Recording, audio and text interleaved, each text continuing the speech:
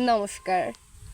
আজকে আপনাদের শোনাতে চলেছি জরাসন্ধের লেখা থ্রিলার দুর্ঘটনা। এতদিন যেসব জেল থেকে ফেরা অচেনা পত্রলেখক ও লেখিকা আমাকে তাদের আত্মকাহিনী শুনিয়েছেন, যার কিছু কিছু আমি আমার পাঠক দরবারে পেশ করেছি, তাদের দুটো দলে ফেলা যেতে পারে। এক, যারা বলতে চেয়েছেন তারা নিরপরাধ, অর্থাৎ বিভ্রান্ত বিচারের বলি। দুই, যারা প্রমাণিত অপরাধ স্বীকার করলেও তার পুরোপুরি দায়িত্ব মেনে নিতে চাননি। তার পিছনে দাঁড় করিয়েছেন হয় কোনো সামাজিক অসাম্য কিংবা অত্যাচার, অবস্থার প্রতিকূলতা, নয়তো কোনো অপ্রতিরোধ প্রলোভন বা সাময়িক উত্তেজনা। আজ যে চিঠিখানা আমার ঝাঁপির তলা থেকে বের করলাম, তার লেখক এর কোনো দলেই পড়েন না।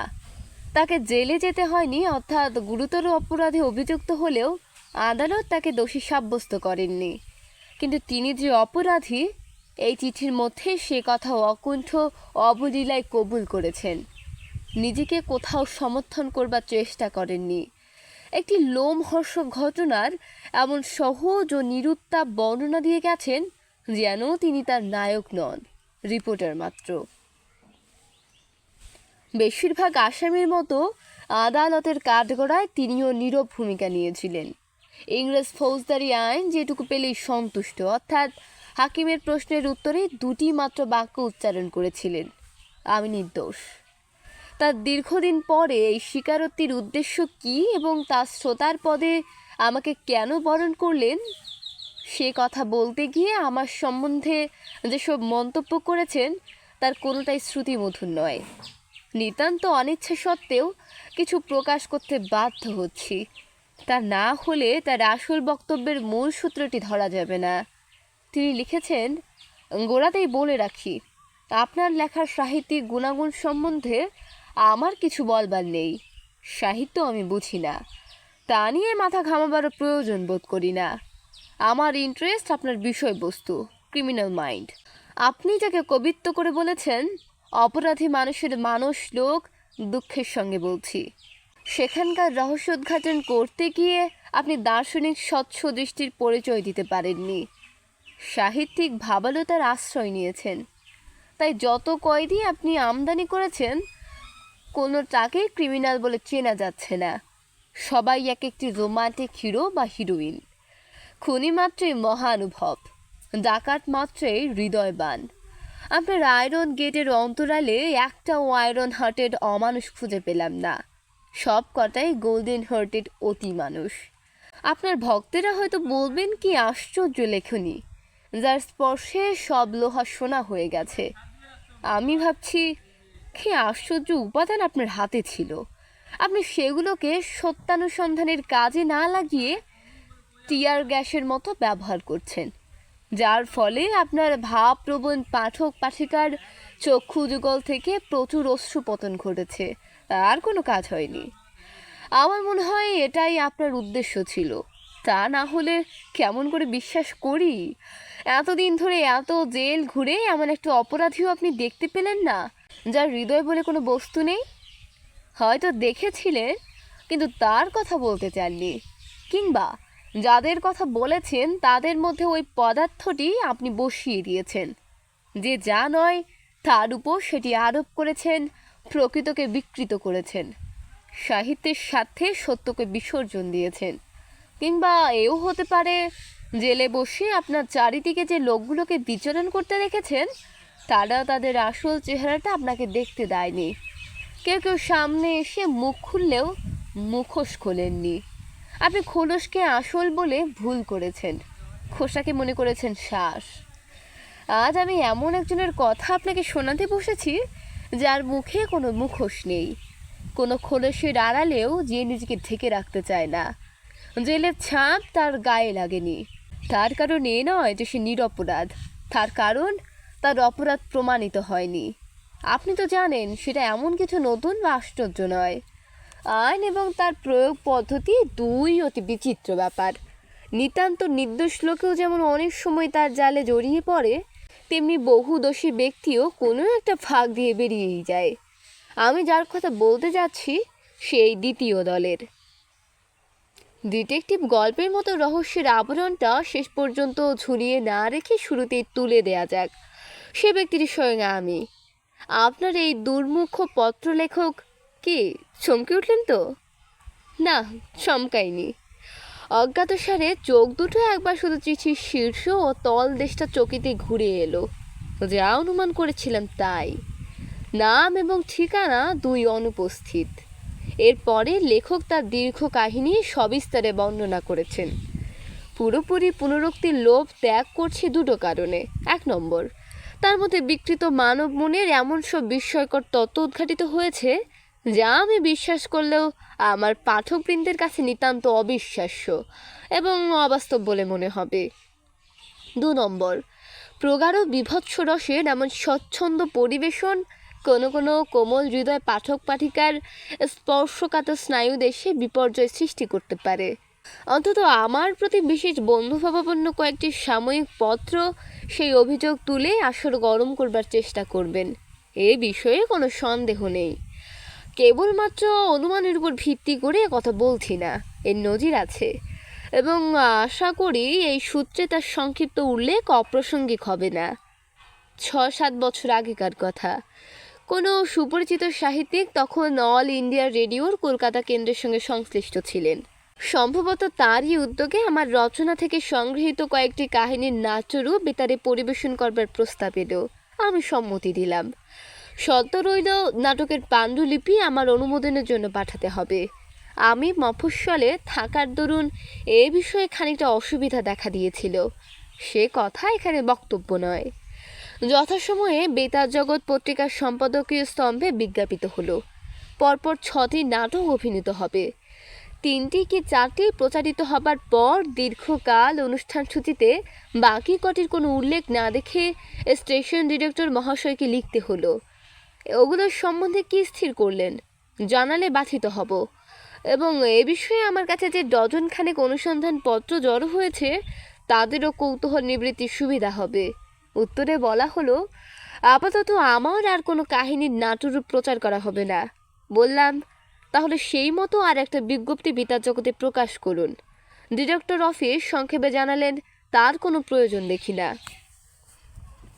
মনে করলাম 2-1টি নাটক এবং অভিনয় সম্বন্ধে আমি কিঞ্চিত বিরূপ মন্তব্য করেছি, এটা বোধহয় তারই প্রতিক্রিয়া। আসল ব্যাপারটা জানতে পেরেছিলাম বেশ কিছুদিন পরে।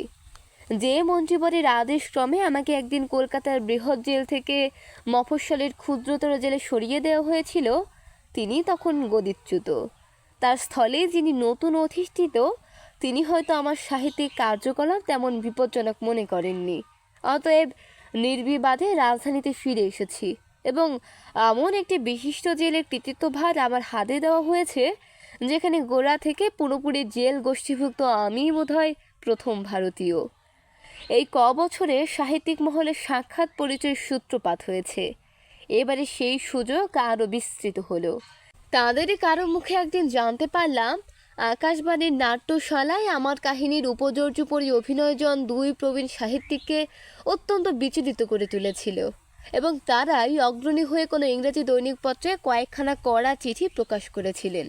তাদের বক্তব্য ছিল, এই সমস্ত বিভৎস ক্রাইম স্টোরি বহু সুকুমারমতী বেতার শ্রোতার অন্তরে বিভীষিকার উদ্রেক করছে, তরুণ তরুণীদের মনে পাপের প্রতি সহানুভূতি জাগিয়ে তুলে তাদের বিপথে চালিত করছে ইত্যাদি ইত্যাদি।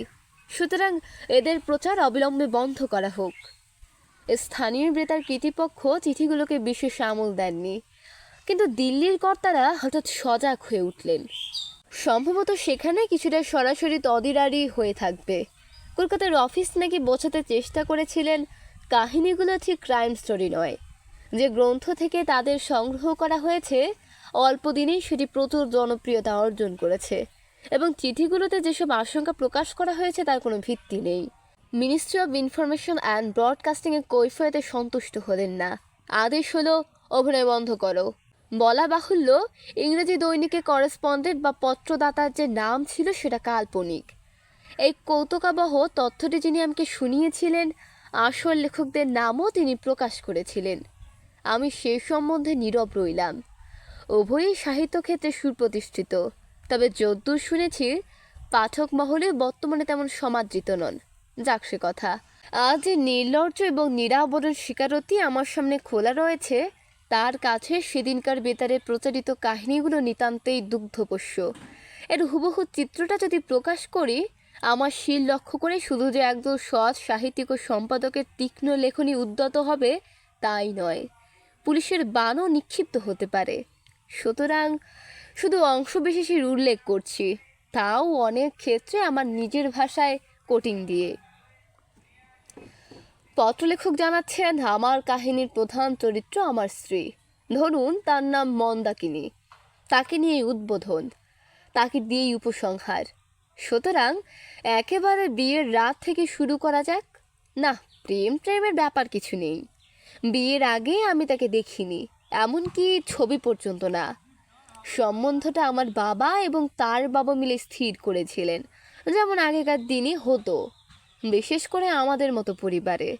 আমার ঠাকুরদার ছিল কতগুলো পেটেন্ট ঔষধের ব্যবসা, তার সঙ্গে কয়েকটা বাজার চলতি নামকরা ওষুধের এজেন্সি নিয়ে কারবারটাকে বেশ বাড়িয়ে তুলেছিলেন। তার মূলে কিছু গোপন রহস্য ছিল, আজকের দিনে যা সকলেই জেনে ফেলে দিয়েছে এবং ব্যাপকভাবে চালাচ্ছে।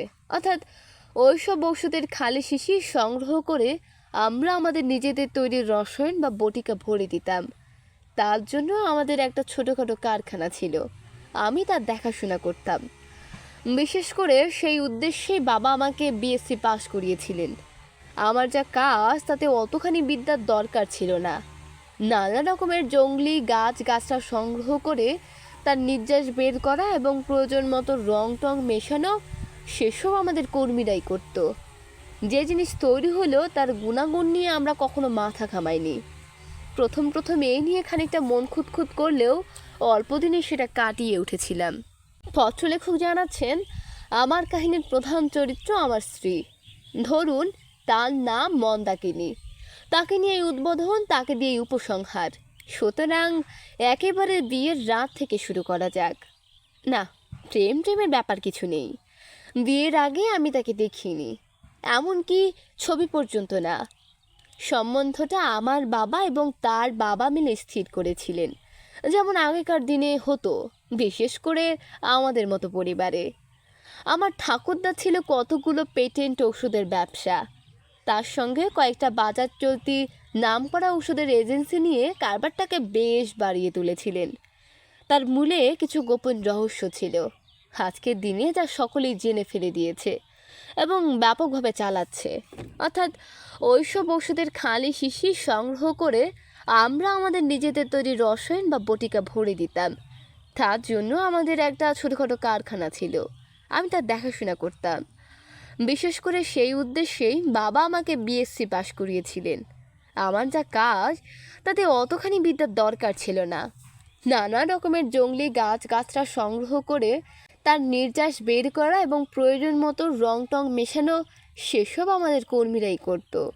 যে জিনিস তৈরি হলো তার গুণাগুণ নিয়ে আমরা কখনো মাথা ঘামাইনি। প্রথম প্রথম এ নিয়ে খানিকটা মন খুঁতখুত করলেও অল্প দিনই সেটা কাটিয়ে উঠেছিলাম। এই পরিবারে এবং এই পরিবেশে মানুষ হয়ে রোমান্স বা পূর্ব রাগের চর্চা করার মতো সময়, সুযোগ বা মনোবৃত্তি সব কিছুরই অভাব ছিল। সুতরাং বিয়েটাকে নিছক দৈহিক এবং সাংসারিক প্রয়োজন বলে ধরে নিয়ে লক্ষ্মী ছেলের মতো পিতৃআজ্ঞা পালন করেছিলাম। আমার স্ত্রী যে পরিবারের মেয়ে, সেখানে স্ত্রী শিক্ষার দৌড় ছিল গ্রাম্য পণ্ডিতের পাঠশালা পর্যন্ত। তারপর রান্না বান্না এবং যাবতীয় গৃহকর্মে হাতে খড়ি। নানা রকম ব্রত ও পূজানুষ্ঠানের ভিতর দিয়ে পতি পরম গুরু নামক বৃহৎ আদর্শে দীক্ষাদান। সে বিষয়ে যে কোনো রকম ত্রুটি হয়নি, তার প্রমাণ বিয়ের রাতেই পাওয়া গেল। আপনারা অর্থাৎ সাহিত্যিক নামক বাস্তব জ্ঞানহীন ভাবপ্রবণ ব্যক্তিরা বলে থাকেন, স্ত্রীর সঙ্গে দৈহিক সম্পর্ক স্থাপন করবার আগে তার মনকে জয় করতে হয় ধীরে ধীরে ধৈর্যের সঙ্গে, মধুর কলাকৌশলের ভেতর দিয়ে তার নারী সুলভ লজ্জা সংকোচময় জরিমার ঘুম ভাঙিয়ে, ইত্যাদি ইত্যাদি। আমি তার কোনোটাই করিনি। বাসর জগতে যে মেয়েগুলো এসেছিল তারা সরে যেতেই নিজের হাতে দরজা বন্ধ করে কোনো রকম ভূমিকার পথে না গিয়ে সরাসরি তার উপর পুরুষের সনাতন অধিকার প্রয়োগ করেছিলাম। সেই উদ্যোগ ও লালসার চাহিদা পূরণ করতে গিয়ে সে যে কিছুটা যন্ত্রণা বোধ করছিল সেটা সহজেই বুঝতে পেরেছিলাম। তখনও তার বয়স 14 পূর্ণ হয়নি, কিন্তু কথায় বা ব্যবহারে কিছুমাত্র আপত্তি প্রকাশ করেনি। ব্যক্তিগত সুখ দুঃখকে তুচ্ছ করে স্বামীর ইচ্ছার কাছে নিজেকে একান্তভাবে বলি দিয়া এটাকে সে ধর্ম বলে জেনেছিল এবং নিঃশব্দে পালন করেছিল। আমার দৈহিক দাহ মিটে যেতেই আমি ঘুমিয়ে পড়েছিলাম। ভোরের দিকে যখন ঘুম ভাঙল, দেখি সে পাশে নেই। জ্যৈষ্ঠ মাস, ছোট শহর, বিদ্যুতের এলাকা নয়, অথচ বেশ ঠান্ডা ঠান্ডা লাগছিল। উপরের দিকে তাকাতেই কারণটা ধরা পড়ল। আমার শিয়রের কাছে বসে একটা হাত পাখা দিয়ে সে আমাকে বাতাস করছে। বোধহয় সারা রাত ধরেই চালিয়েছে। বেশ লাগলো। তাই বলে মনটা যে স্নেহ ও কৃতজ্ঞতায় আপনারা যাকে বলেন উদ্বেলিত হয়ে উঠল, তা নয়। স্ত্রীর কাছে যা আমার প্রাপ্য তাই সে দিয়েছে, এই তো তার কাজ। তবু নেহাত কিছু একটা বলতে হয়, তাই বললাম, কি তোমায় হাওয়া করতে কে বলেছে? মন্দাকিনী কোনো উত্তর না দিয়ে মাথা ঘোরালো। তুমি বুঝি একটু ঘুমোওনি? মৃদু কণ্ঠে উত্তর এলো, আপনার খুব ঘাম হচ্ছিল, তাই বলে সারা রাত ধরে এত কষ্ট করে পাখা চালাতে হবে? এতে আমার কোনো কষ্ট হয় না। কষ্ট যে তার কোনো কিছুতেই হয় না সে প্রমাণ সে দীর্ঘ জীবন ধরে প্রতি মুহূর্তে দিয়ে গেছে। কষ্ট হয় না এ কথাটা ঠিক নয়, মানুষের শরীর তো। আমার কথা হলো, আমার জন্য সব কষ্টই সে স্বচ্ছন্দে এবং হাসি মুখে সয়ে নিতে পারে, এবং তাই নিয়েছে। শুধু আমার জন্য কেন, সমস্ত সংসারের জন্য। অনেক দিন আগেই আমার মা মারা গিয়েছিলেন, সুতরাং বাবার সেবা শুশ্রূষা যত্ন আত্মীয় সব ভারও ছিল তার হাতে, কেউ বলে দেয়নি। স্বেচ্ছা এবং সানন্দে সে নিজেই তুলে নিয়েছিল। তার বদলে বাবার কাছ থেকেও যে বিশেষ কোনো আদর স্নেহ কিংবা মিষ্টি ব্যবহার পেয়েছে তা নয়, বরং কোথাও কোনো ত্রুটি হলে তৎক্ষণাৎ সেটা তাকে কড়াভাবে জানিয়ে দেওয়া হয়েছে। আমরা পিতা পুত্র দুজনেই ছিলাম ভোজন বিলাসী। রোজকার রান্নার ব্যাপারটা পদ ও পরিমাণ দুদিকেই বেশ ব্যাপক আকারে চালানো হতো, কিন্তু ঠাকুর রাখবার মতো বিলাসকে আমরা কোনোদিন প্রশ্রয় দেইনি। চাকরি একটা ছিল, বাকি সব মন্দাকিনী। আমরা একসঙ্গে খেতে বসতাম এবং আঁশ মিটিয়ে খেতাম। সে অবিরাম লুকিয়ে যেত। তারপর কি থাকতো তা নিয়ে আমরা কখনো মাথা ঘামাইনি। মেয়েদের খাওয়া পড়ার দিকে নজর দেয়া মেনিমুখ পুরুষের লক্ষণ।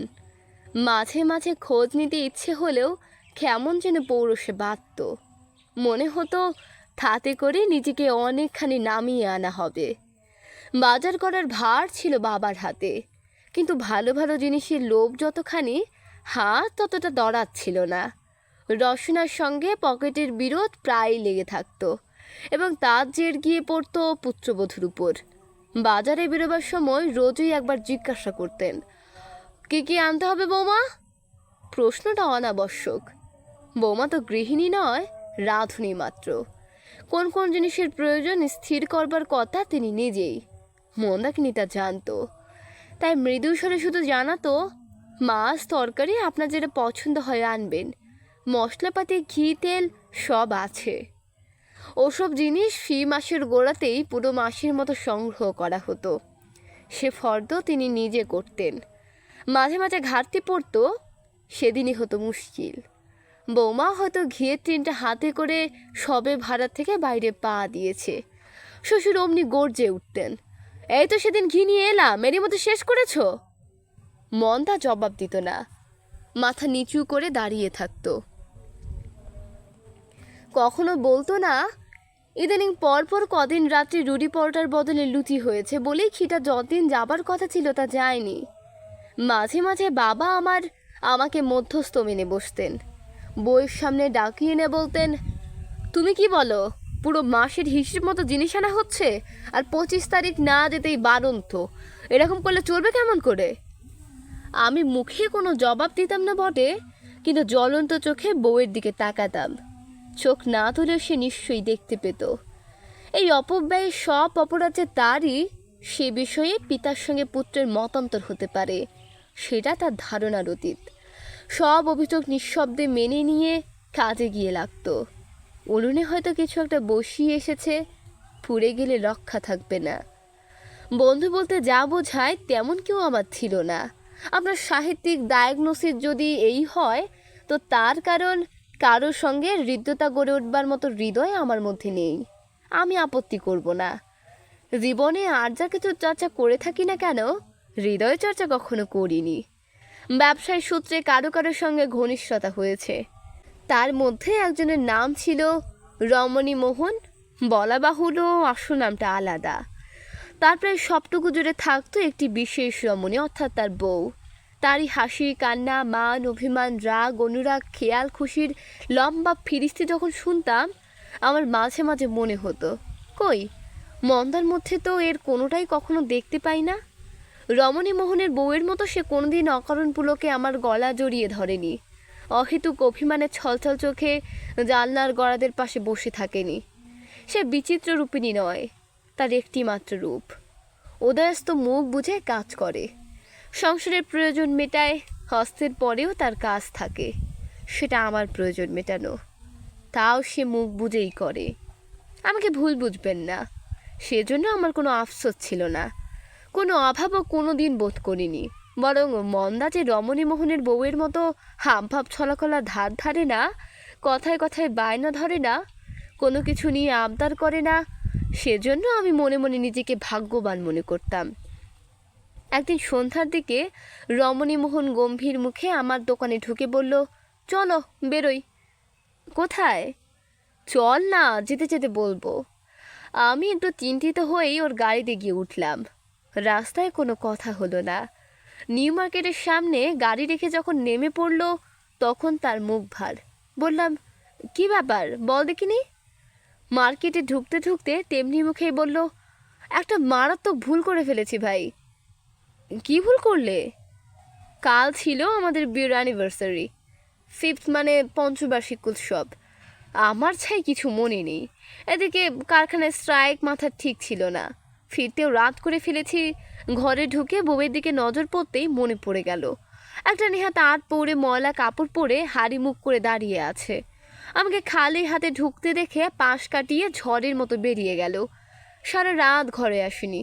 অনেক সাধ্য সাধনা করেও পাশের ঘরের দৌড় খোলান গেল না।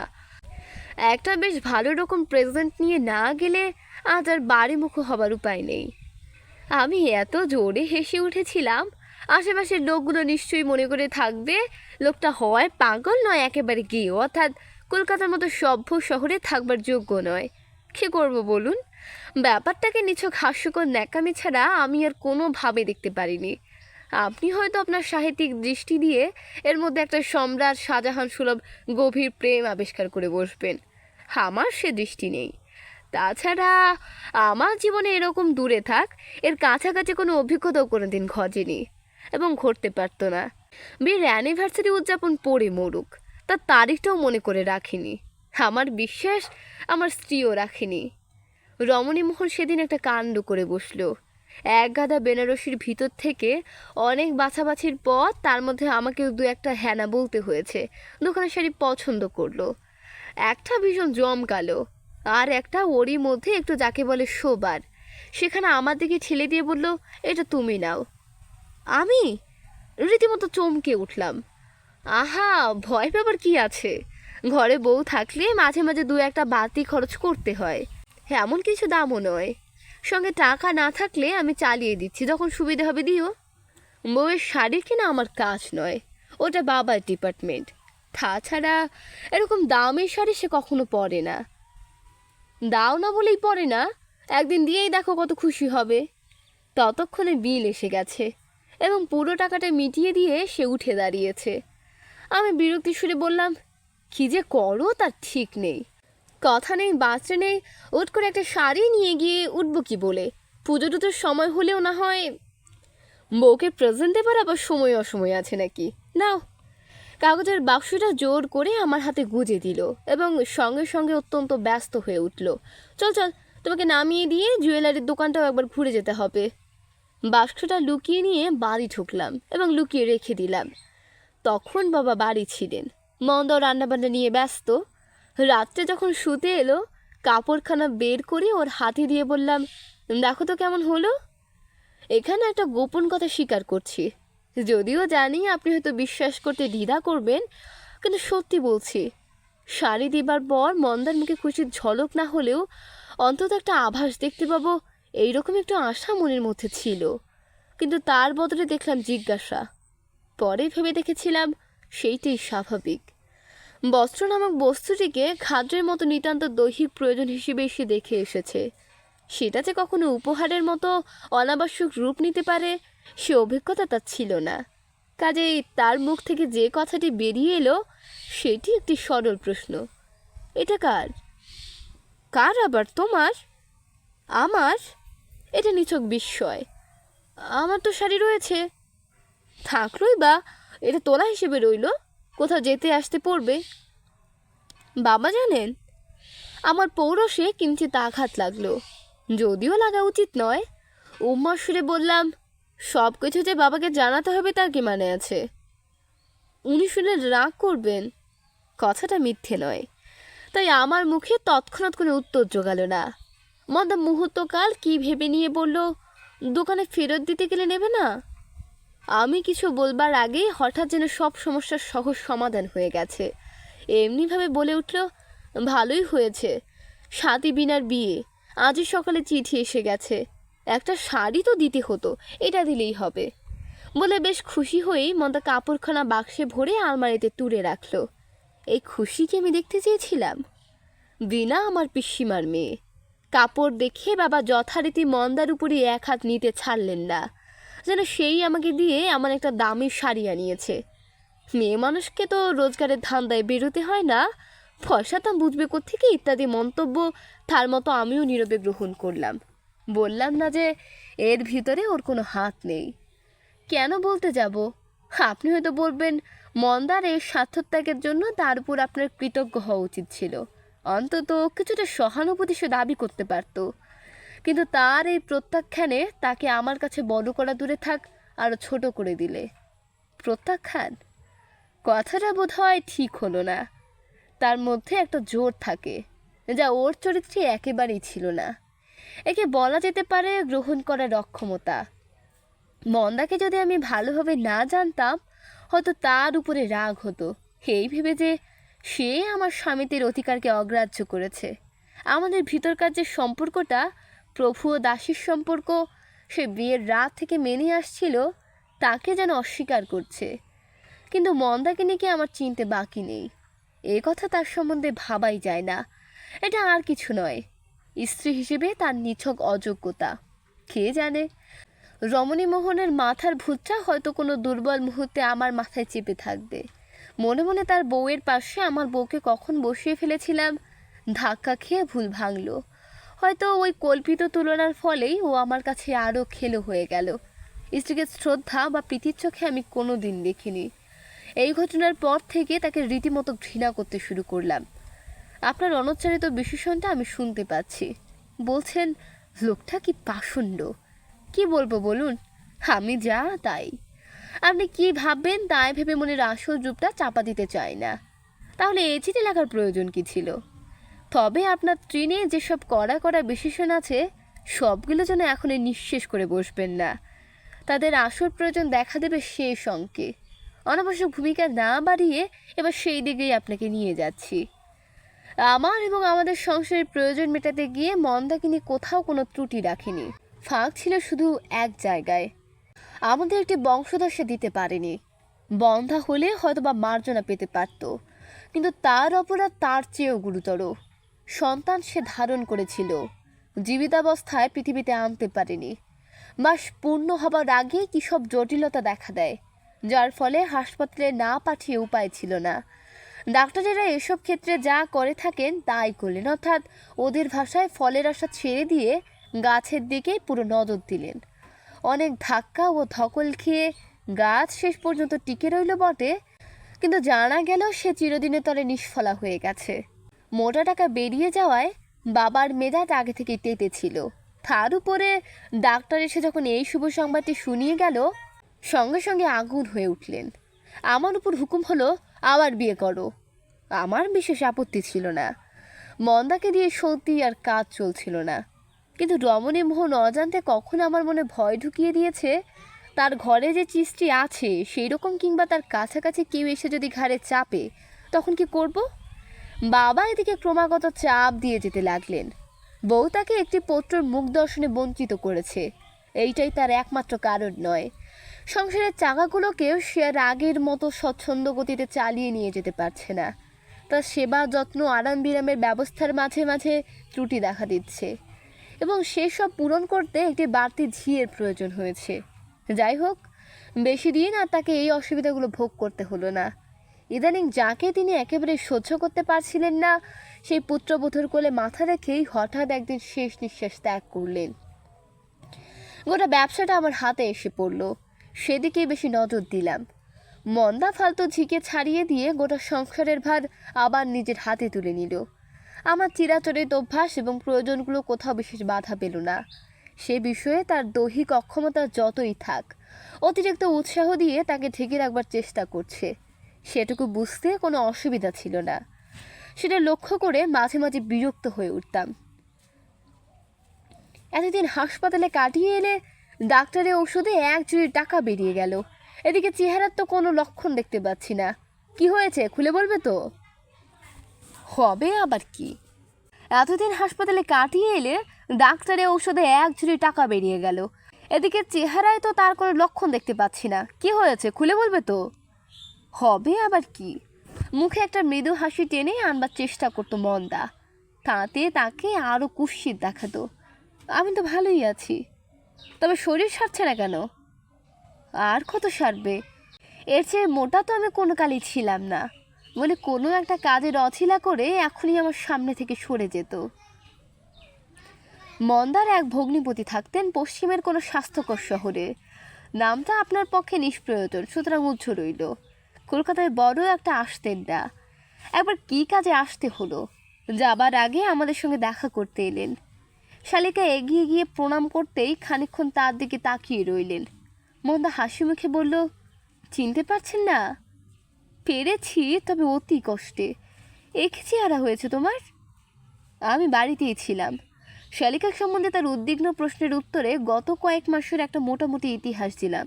বলা বাহুল্য, এই বিষয়ে আমাদের তরফ থেকে চিকিৎসাদের যথাসাধ্য ব্যবস্থার কোনো ত্রুটি হয়নি, এবং তা সত্ত্বেও মন্দার স্বাস্থ্যের বিশেষ উন্নতি দেখা যাচ্ছে না, এই কথাটাই বোঝাবার চেষ্টা করলাম। আমার ভাইরা ভাই বললেন, তার মানে একটা চেঞ্জ দরকার। তাহলে এক কাজ করা যাক, আমি ওকে সঙ্গে করে নিয়ে যাচ্ছি। জল হাওয়ার দিক দিয়ে জায়গাটা খুব ভালো, মাসখানেক থাকলে সেরে উঠবে, না হয় আরও কিছুদিন কাটিয়ে আসবে। অনেক দিন দেখাশুনো নেই, ওর দিদিও খুব খুশি হবে। তাই করি, কি বলো? আমি বললাম, বেশ তো, আপনি নিয়ে যাবেন, তাতে আর আমার বলবার কি আছে। সেই সময় মন্দা এলো চা এবং খাবার নিয়ে। তিনি খুশি মুখে তার প্রস্তাব এবং আমার সম্মতি তাকে জানিয়ে দিয়ে বললেন, কাল সন্ধ্যা 7টায় গাড়ি। নানা জায়গায় ঘোরাঘুরি সেরে আমি 5:30টার আগে আসতে পারবো না। তুমি একেবারে তৈরি হয়ে থাকবে কিন্তু। আপনি একটু বসুন, আমি চুল বেঁধে আসি। তা বললে চলবে না, বাধা ছাদা সব আগেই সেরে রাখবে। মন্দ চুপ করে রইল এবং ভগ্নিপতি চলে যেতেই বলল, কাল যখন আসবেন তুমি ওকে বুঝিয়ে বলো আমার এখন যাওয়া হবে না। কেন? খামডিশগুলো গোছাতে গোছাতে বলল, সংসারে আর কোনো লোক নেই, তোমাকে দেখবে কে? তাছাড়া ফিরিস্তি শোনবার আগেই আমি শ্লেষে সুরে ঝাঁঝিয়ে উঠলাম, এই শরীর নিয়ে যা দেখা দেখছো সেটা কিছুদিন বন্ধ রাখলে কোনো ক্ষতি হবে না, তার চেয়ে বরং নিজেকে দেখবার চেষ্টা করো। এই পোড়া কাঠের উপর যদি একটু মাংস লাগাতে পারো তাহলেই আমি কৃতার্থ হব। এরপরেও বোধহয় সে এখানকার ব্যবস্থার কথা তুলত। সব রকম অপমান এবং রূঢ় ব্যবহার সহ্য করবার এক অদ্ভুত শক্তি ছিল তার। শক্তি না বলে তার অভাব বলাই বোধহয় ঠিক, এক ধরনের অসারতা। যাই হোক, তখনকার মতো আর কিছু বলবার সুযোগ আর তাকে দিলাম না। সশব্দে চেয়ারটা পেছনে ঠেলে দিয়ে উঠে পড়লাম। হাসপাতাল থেকে ফিরবার কিছুদিন পরে যে ঠাকুরকে সে ছাড়িয়ে দিয়েছিল তাকেই কোত্থেকে খুঁজে পেতে ডেকে এনে নানা রকম উপদেশ দিয়ে পরদিন সন্ধ্যার মুখে মন্দাকে নিয়ে প্রথম আমাকে ছেড়ে দূরে চলে গেল। যাবার আগে যথারীতি প্রণাম, সাবধান থাকবার এবং অসুবিধা বোধ করলেই ফিরিয়ে আনবার অনুরোধ ইত্যাদি কোনো পর্বই বাদ যায়নি। চোখের জলও দেখেছিলাম, কিন্তু কিছুই আমার মনে এতটুকু স্নেহ বা করুণা জাগাতে পারেনি। নিজের চোখ দুটো অবশ্য দেখতে পাইনি, তবে নিশ্চয় করে বলতে পারি তার মধ্যে তাচ্ছিল্য এবং অবজ্ঞা ছাড়া আর কিছু ছিল না। আজ ভাবছি সেদিন তার চোখে জলের বদলে এক কণা আগুন যদি দেখতাম, হয়তো কিঞ্চিৎ শ্রদ্ধা সে আমার কাছে পেলেও পেতে পারত। অন্তত এতটা হেয় এবং তুচ্ছ হয়ে যেত না। আপনি কি বলেন? যা আশঙ্কা করেছিলাম তাই। মাসখানেক যেতে না যেতেই মন্দার চিঠি পেলাম। সে এরই মধ্যে অনেকখানি সেরে উঠেছে, আর ওখানে পড়ে থাকবার দরকার নেই। সুতরাং যত তাড়াতাড়ি সম্ভব আমি যেন তাকে বাড়ি আনবার ব্যবস্থা করি। শালিকার যে চিঠি পেলাম তার বয়ান ঠিক উল্টো। মন্দার শরীরের কোনো উন্নতি হয়নি, বেশ কিছুদিন ওখানে থাকা দরকার, কিন্তু আমাকে এখানে একা ফেলে সে কিছুতেই নিশ্চিন্ত হতে পারছে না। সুতরাং আমি যেন এদিকের কাজকর্মের কোনো একটা ব্যবস্থা করি, অন্তত মাসখানেকের জন্য ওখানে গিয়ে থাকি। তাহলে আমরা সকলে খুব আনন্দিত হইব। অনেকদিন তোমাকে দেখি নাই। তোমার দাদা তবু কালীভদ্র কলিকাতায় যাইতে পারেন, আমার কোথাও নড়িবার উপায় নেই ইত্যাদি। আমাদের কারবারের কথা আগেই বলেছি, তার মধ্যে কারচুপির অংশটাই বড়। কালক্রমে এইসব লাইনে আরও কিছু লোক এসে জুটল। শুধু প্রতিযোগীর সংখ্যাই যে বাড়ল তাই নয়, তার মধ্যে কয়েকজন রীতিমতো পেছনে লাগলো। বাবা পাকা লোক, এদের সঙ্গে খানিকটা এঁটে উঠতে পারতেন। তিনি মারা যাবার সঙ্গে সঙ্গে আমার অবস্থা কাহিল হয়ে উঠল। ক্রমশ নানা ঝামেলায় জড়িয়ে পড়লাম। শালিকার নিমন্ত্রণ যখন এলো তখন আমারও এক পা নড়বার উপায় নেই। মন্দার স্বাস্থ্যের কোনো উন্নতি হচ্ছে না, এ খবর পেয়ে দুশ্চিন্তার বদলে বিরক্তিটাই বেড়ে গেল। এটা যেন তার ভালো না হবার পণ। এখানকার শত্রুদের মতো ওই দুঃসময়ে সেও আমার পিছনে লেগেছে। তার উপরে তার ওই প্যানে প্রতিবিদেহ অসহ্য আদিক্ষেতা বলে মনে হলো।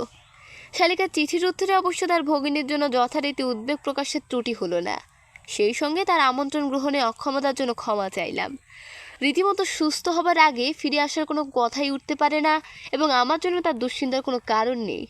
এরপরে রমণী মোহনের স্ত্রী বা তার দোষর কোনো মেয়ে হয়তো লিখত, না আমি এখনই যেতে চাই, কিংবা ওই ধরনের একটা কিছু।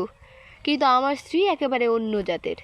সে কোনো কথাই লিখল না, অর্থাৎ স্বামীর ইচ্ছাকে নিঃশব্দে মেনে নিল। যদি বলি মেনে না নিলেই আমি মনে মনে খুশি হতাম, এবং স্পষ্ট বা জোরালো না হলেও আমার চিঠির একটা ক্ষীণ প্রতিবাদ আশা করে বসেছিলাম, আপনি বিশ্বাস করবেন কি? করবেন না। কিন্তু এটুকু জেনে রাখুন, সে আশা যখন পূরণ হলো না, আমার মনটা তার উপরে শুধু তিক্ত নয়, বিষাক্ত হয়ে উঠল। মন্দার আর কোনো চিঠি আমি পাইনি, তার দিদিরও না। পরে চিঠিটা এলো তার ভগ্নিপতির কাছ থেকে। বেশ কিছুদিন, তা প্রায় মাস 2 পরে।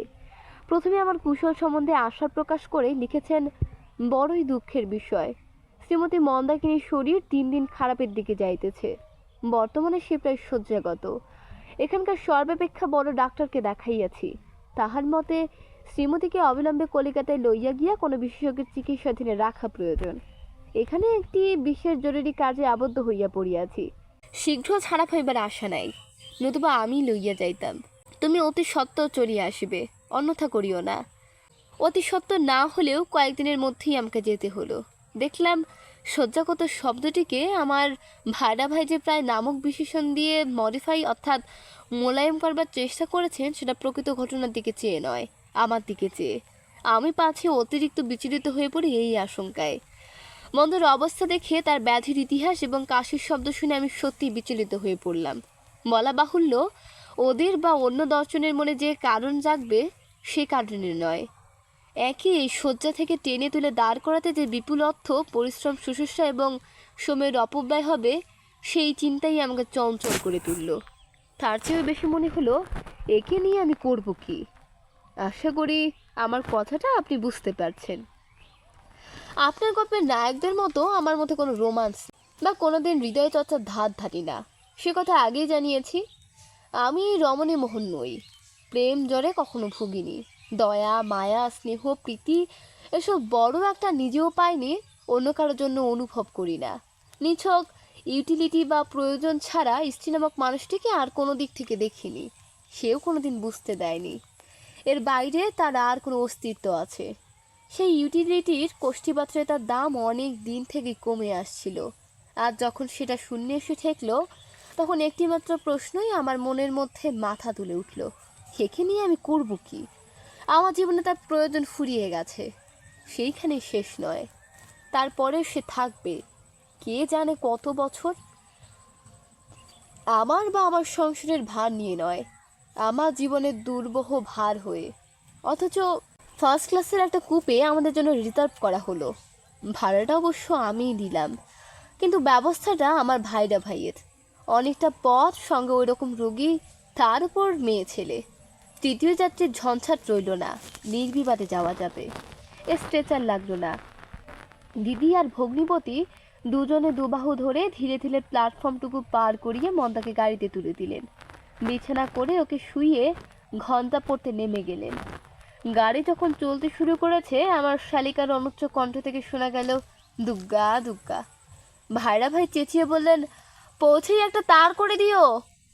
গরমকাল, রাত 9টা। জামাটা খুলে ঝুলিয়ে দিয়ে মন্দার মাথার কাছে বসে একটা সিগারেট ধরালাম। ও চোখ দুটো তুলে আমার মুখের দিকে চেয়ে বলল, হ্যাঁ গো, এ গাড়িতে আর কেউ উঠবে না? না। আর কিছু বলল না। লক্ষ্য করলাম ওর মুখের উপর একটা খুশির আভা ফুটে উঠল। কিছুক্ষণ পরে বলল, তুমি কোথায় শোবে? হাত দিয়ে উপরের বাসটা দেখিয়ে দিয়ে বললাম, ওইখানে। ওখানে উঠবে কেমন করে? এই শিকড়টা ধরে উঠবো? না না, তার চেয়ে আমার বিছানাটা মেঝেতে নামিয়ে দাও, তুমি এইখানে শো। এই ছেলে মানুষের প্রস্তাবে অন্য কেউ হলে হয়তো হেসে ফেলতো। আমি গম্ভীরভাবেই বললাম, মেঝেটা শোবার জায়গা নয়, আমি ওপরেই শোবো, তুমি ঘুমো। আমার এখন ঘুম পাচ্ছে না। কয়েক মিনিট চুপ করে থেকে আবার বলল, একটু উঠে বসবো? পারবে? খুব পারবো, তুমি যদি এই বালিশটাকে একটু। বাকিটুকু আর বলল না। আমি ওর মুখের দিকে তাকালাম। নিজের জন্য আমাকে হঠাৎ কিছু একটা ফরমাশ করে বসেছে, হলেই বা সে অতি তুচ্ছ। এটা ওর পক্ষে একেবারে নূতন। সেই লজ্জাটা তখনও চোখে মুখে জড়ানো। আমি উঠে বালিশটা ওর পিঠের দিকে খানিকটা সরিয়ে দিলাম। আতশোয়ার মতো বসে মন্দা অনেকক্ষণ আমার দিকে চেয়ে রইল। আমি একরকম সিগারেট টানতে টানতে শুনলাম, এই কম আসে তুমি অনেক রোগা হয়ে গেছো, খুব কাজ পড়েছে বুঝি? আমি জবাব দিলাম না। ও তার জন্য অপেক্ষাও করল না। অনেকটা যেন নিজের মনে বলল, তাছাড়া দেখাশোনা কে করে, খাওয়া দাওয়া। বাধা দিয়ে বললাম, সেসব পরে ভাবলেও চলবে, এখন নিজের কথা ভাবো। আমি এবার দুদিনই সেরে উঠব। আমার মুখে বোধহয় অবিশ্বাসের কোনো চিহ্ন ফুটে উঠে থাকবে। হাসি মুখে তারই যেন প্রতিবাদ জানালো মন্দা, সত্যি দেখো তুমি, এই জোর, এই তরল সুর, সবটাই আমার কাছে নতুন। যে মন্দাকে এতদিন দেখে এলাম, যাকে নিয়ে এতগুলো বছর ঘর করলাম, তার স্বভাবের সঙ্গে এটা যেন ঠিক খাপ খাচ্ছিল না। কি ভাবছো? কিছু না। জবাবটা নিজের কানেই বেশ রূঢ় লাগলো। রাত 10টা বেজে গেছে, এবার ঘুমিয়ে পড়ো বলে উঠে পড়লাম। মন্দা আর কোনো কথা না বলে বালিশটা নিজেই ঠিক করে নিয়ে শুয়ে পড়ল। রাত বেড়ে চলল। আমার চোখে ঘুম নেই। গাড়ির সব জানলাগুলো খোলা, তার উপরে পুরো দমে পাখা চলছে। তবু মনে হচ্ছে কি দুঃসহ গরম। দরজা খুলে তার সামনে গিয়ে দাঁড়ালাম। চাঁদ নেই, কিন্তু আকাশ ভরা তারা। খোলা মাঠের ভিতর দিয়ে ট্রেন ছুটে চলেছে। বিহারের রুক্ষ কঠিন গাছপালাহীন অসমান পাথুরে মাঠ পাতলা অন্ধকারে ঢাকা। তারই মধ্যে চোখ দুটো ডুবিয়ে দিতে চেষ্টা করলাম, বৃথা চেষ্টা। তারা বারবার গাড়ির ভিতর ফিরে আসতে লাগলো। মন্দা শুয়ে আছে দেয়ালের দিকে পেছন ফিরে, আর সব আলো নেভানো। শুধু একটা কম পাওয়ারের নীল আলো জেলে রেখেছি, ওর কাঁধ পর্যন্ত চাদরে ঢাকা। মুখের একটা দিক আর তার নিচে গলাটা দেখা যাচ্ছে। অস্পষ্ট আলোয় শুকনো ভাঙা গালের ঠেলে ওঠা হাড়গুলো আরো ঠেলে উঠেছে। চোখটা যে কোন কোটরে তলিয়ে গেছে দেখা যায় না। কণ্ঠার হাত ঠিকরে বেরিয়ে এসেছে। মানুষের মুখ যে এত কুৎসিত এর আগে কোনোদিন দেখিনি। শুধু কুৎসিত নয়, কি বিভৎস! একটা জীবন্ত কঙ্কাল। কি মূল্য এই জীবনের, কি সার্থকতা এই বেঁচে থাকার! ভাবতে গিয়ে সমস্ত মনটা গভীর নৈরাশ্যে ভরে উঠল। সেই একই প্রশ্ন মনে হলো, এই জীবন্ত অভিশাপ নিয়ে আমি করব কি? রেলগাড়ির চলন্ত চাকায় তারই প্রতিধ্বনি বেজে উঠল। আমি করব কি? এই কিছুক্ষণ আগে সে আমাকে ভরসা দিয়েছে, ভরসাই বটে। আমি দুদিনই সেরে উঠব। আমি জানি সে কোনো দিনই সেরে উঠবে না, কিন্তু সেই মিথ্যা আশা, বেঁচে থাকবার সেই প্রবল আকাঙ্ক্ষা ওকে সহজে মরতে দেবে না।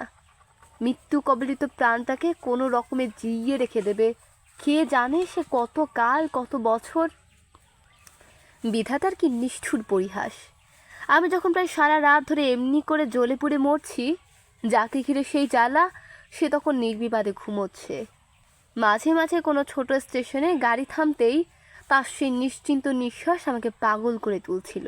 ভাবছিলাম, প্রতিদিন প্রতি মুহূর্তে কত আচমকি ঘটনা ঘটছে। এই নিঃশ্বাসের গতিটা হঠাৎ থেমে যেতে পারে না? নিজে থেকে না থামলেও। কাশির শব্দে চমকে উঠলাম। একটানা প্রবল কাশি। তার দমকে গলার শিরাগুলো ফুলে উঠেছে, চোখ দুটো যেন ঠিকরে পড়ছে।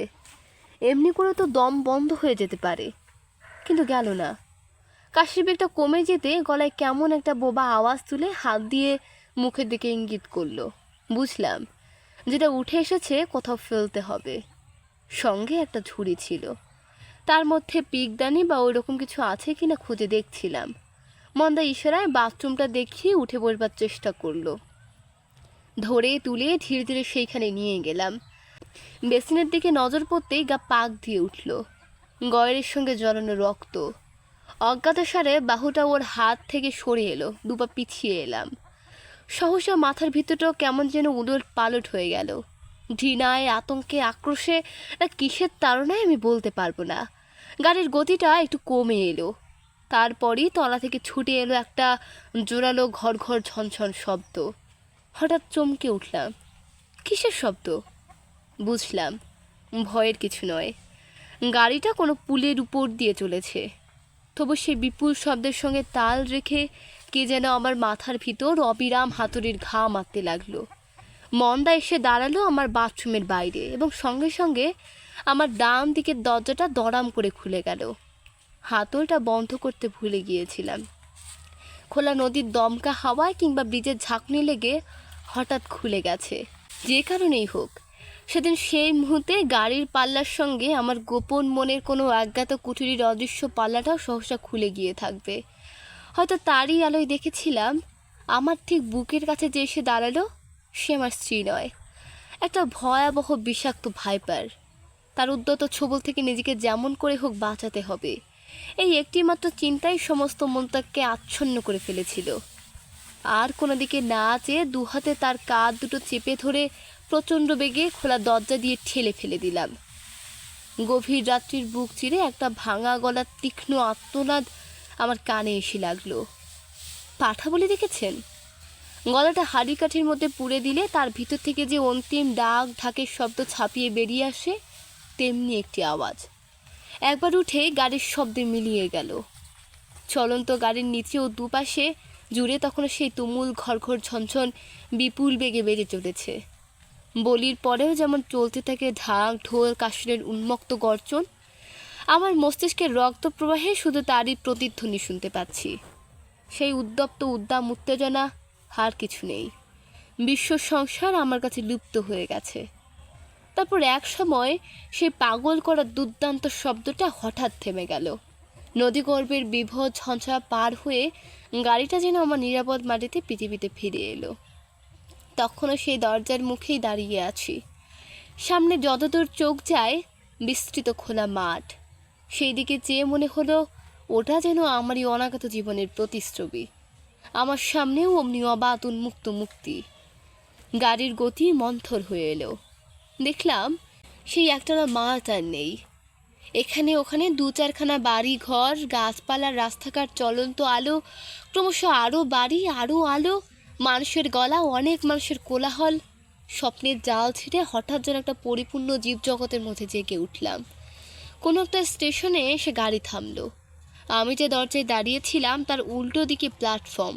এদিকে দৃষ্টি ফেরাতেই চোখে পড়ল মন্দার শূন্য শয্যা। মুহূর্ত মধ্যেই কে যেন একটা ভীষণ ঝাঁকানি দিয়ে আমাকে একেবারে রূঢ় বাস্তব নগ্ন সত্যের মুখোমুখি এনে দাঁড় করিয়ে দিল। সেই অগোছালো এলোমেলো বিছানাটার দিকে চেয়ে ভয়ে সমস্ত শরীর কাঁটা দিয়ে উঠল। তবু সেখান থেকে চোখ ফেরাতে পারলাম না।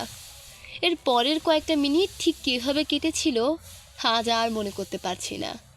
মনের পর্দায় যেসব চিন্তার রেখা ছায়াছবির চেয়েও অনেক দ্রুত গতি নিয়ে ফুটেছিল এবং মিলিয়ে গিয়েছিল, এতদিন পরে সেগুলোকে গুছিয়ে তোলা অসম্ভব।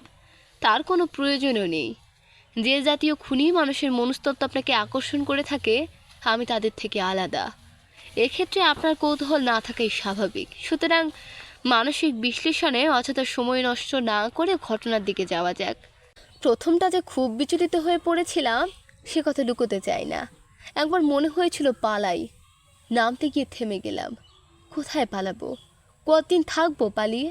তারপর গাড়ির কামরা থেকে একটি অসুস্থ স্ত্রীলোক এই আচমকি কণ্ঠধ্যান বেশি দিন চাপা থাকবে না। গ্রীষ্মের পাহাড়ি নদীর শুকনো চড়ায় মৃতদেহটাই হয়তো তার সন্ধান দেবে।